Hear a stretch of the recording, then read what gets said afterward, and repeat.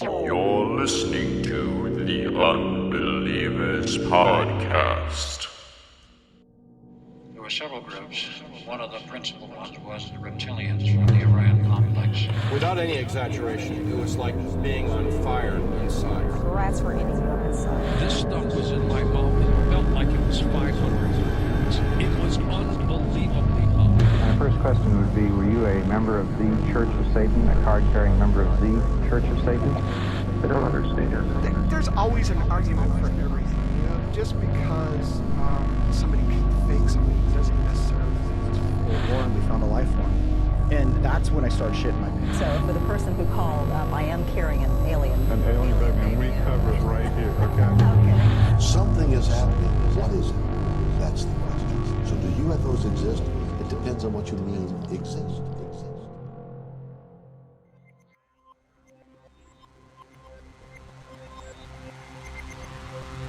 September 19th, 1961, a couple named Betty and Barney Hill claimed to be taken by extraterrestrials while driving through rural New Hampshire, and so began the continuing phenomenon of alien abductions. Since then, many have come forward with similar claims. At the forefront of documenting and researching these alien abductions was a man named Bud Hopkins, who wrote the best-selling book turned TV miniseries Intruders, about an abductee named Kathy Davis, or Debbie Tomey, who went on Deanie Petty. But what happened after that? Find out tonight as we discuss the time that aliens hit the big city in a case that was witnessed by many credible witnesses. Or was it? Here on the program, where you continue to learn to unlearn everything you know. Hello and welcome to the Unbelievers Podcast. I'm your host, Rus Ryan, and tonight I am joined by my co-host in California, Drea Mora. Hello, Drea. Hello. And in Washington, D.C., my co-host, Jude Prestia. Hello, Jude. Hello. Happy Father's Day to everybody out there. All right. Oh, and thank you. On Long Island, You're welcome, Drea. Our soundboard engineer and producer, Robert Okey. Hello, Rob. Did it come? What's up, guys? I always forgot about that. Yeah, me too. Yeah, that's a great one for Father's Day. Yeah, I know. This is a few days. Oh, yeah. Yeah, because he's got a daddy, Donkey Kong. Well, I was going to say Jim Sullivan had a kid, not fucking Diddy Kong, but yeah, you're right. Sure, Diddy Kong, son of Donkey Kong. That tracks. But yeah, we are recording this actually on Father's Day night. But we will be talking tonight. Man, the original show, they did 2 episodes, classics, about Bud Hopkins. So we are going to complete it as a trilogy. I just got to ask you, Drea, what do you think of Bud Hopkins and Intruders? Oh, man. From what I can remember, good stuff. He did a good job investigating all that shit, man. You know, props. Yeah. Yeah. What about you, Jude? You got any good memories of Bud Hopkins? I have so many memories of Bud, Uncle Bud. No, I mean he's a classic. I mean he's like the OG, like truly the grandfather of the alien abduction phenomenon, and diving into it. Yeah. How about you, Rob? What was your favorite part of the whole Bud Hopkins saga? My favorite part of the whole Bud Hopkins saga, the whole story. The whole story is crazy, but I loved what they did on the Unbelievable Podcast. I don't want to say any spoilers, but I loved some of the interviews that were done on the Bud Hopkins episode. Sure. There were some classics on that, and yeah, let's see what we can do. So we are gonna, that the Bud Hopkins story didn't finish with what you heard on that show. You got to hear about what's her name, Debbie Tomey, Kathy Davis, whatever her name is, on Deanie Debbie Tomey. Debbie Tomey, Deanie Petty show, and then the great TV movie of Intruders. But the story didn't end there, so stick around tonight for Bud Hopkins Witnessed.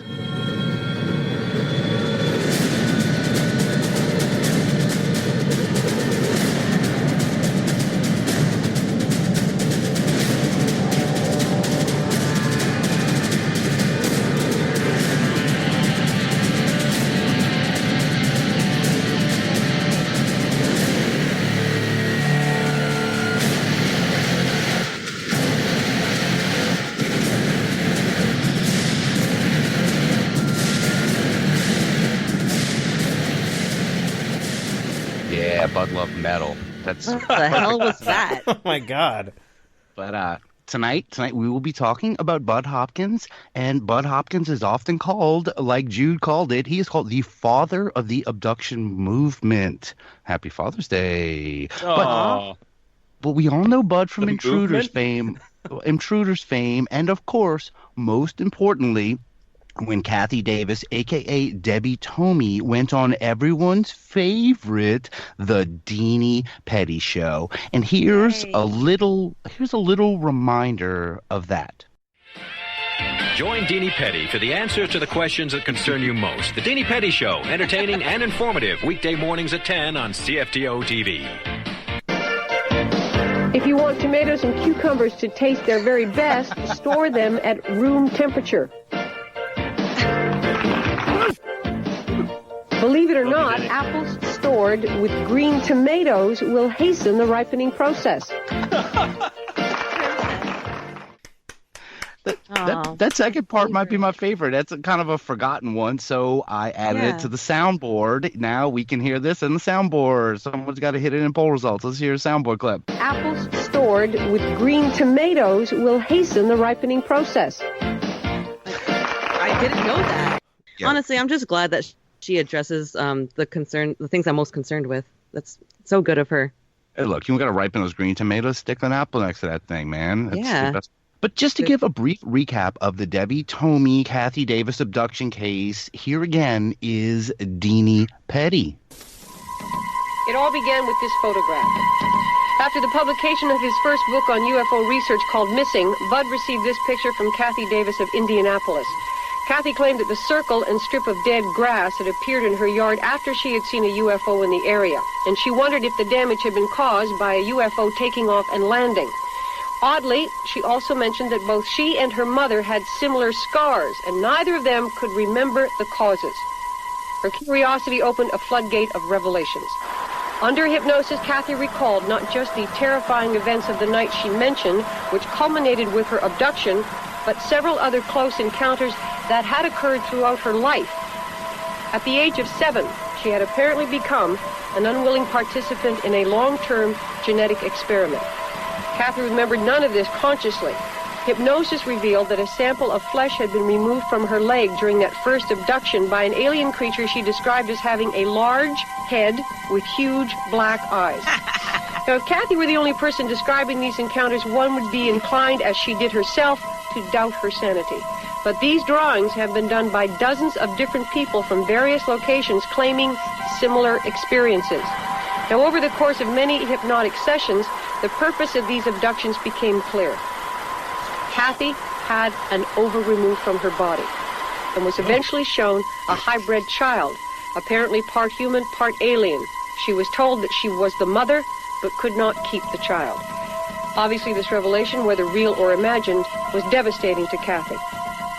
She has never publicly told her story before because of the ridicule that it would cause. In fact, Bud used a pseudonym for her in his book. Now she has agreed to talk and to use her real name. Meet Debbie Tomey, the real Kathy Davis. Okay, there were a few Phoebe laughs thrown in there, but... I was going to say. Nice. Oh, I thought those were Drea's. Oh. No, that's nice. I would love to have a laugh as good as Phoebe's, but I just have mine. No, I love a laugh. That's it. It's a very succinct telling of the story of Intruders, which it's a long clip. Even the old show, they say it's a long clip, but want to just lay the groundwork for this, that this is what we're doing. So let's move on a little bit. The Intruders book came out in 1987. It was Bud's second book on the subject, and in 1989, Hopkins organized the Intruders Foundation in Manhattan to provide support for alleged victims of alien abduction, conduct research and investigation, and promote public awareness of the phenomenon. The organization became inactive after his death in 2011. Oh yeah, spoilers, he's dead. Oh no. Yeah. Sorry. The 1992 made-for-television film Intruders featured fictionalized characters based on the work of Hopkins and psychiatrist John E. Mack, and, like Hopkins' book of the same name, portrayed abduction scenes. In 1994, Hopkins met writer-filmmaker Carol Rainey, who became his third wife in 1996. Also in 1996, Hopkins' book Witnessed, the true story of the Brooklyn Bridge UFO Abductions was published.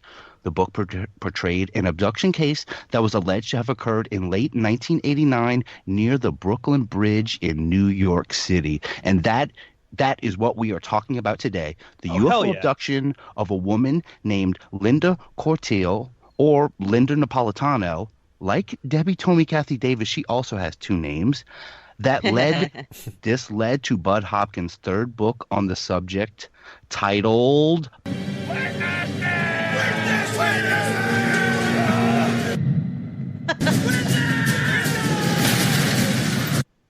Witness. I'm sorry, what? Oh. I could not tell what they were yelling, dude. I heard we're nasty. I just heard, Witness! Oh no, we're witnessed. So that's the name of Bud Hopkins' book. It is called Witnessed. Witness me. Witnessed. The true story of the Brooklyn Bridge UFO abductions. Sorry, I had to throw some Mad Max in there because it's all I think about when I hear that title, Witnessed. Nice. So, are you guys ready? Are you guys ready to hear, you guys and the listeners, you guys want to hear the story of Linda Cortiel Napolitano? Yeah, okay, I'm ready. Yep. I've got myself two nice Diet Pepsis. I'm got all a bundled giant up. bottle of water. Got a fire. Got fire in the fireplace. I'm ready to go. I want to hear this story. All right.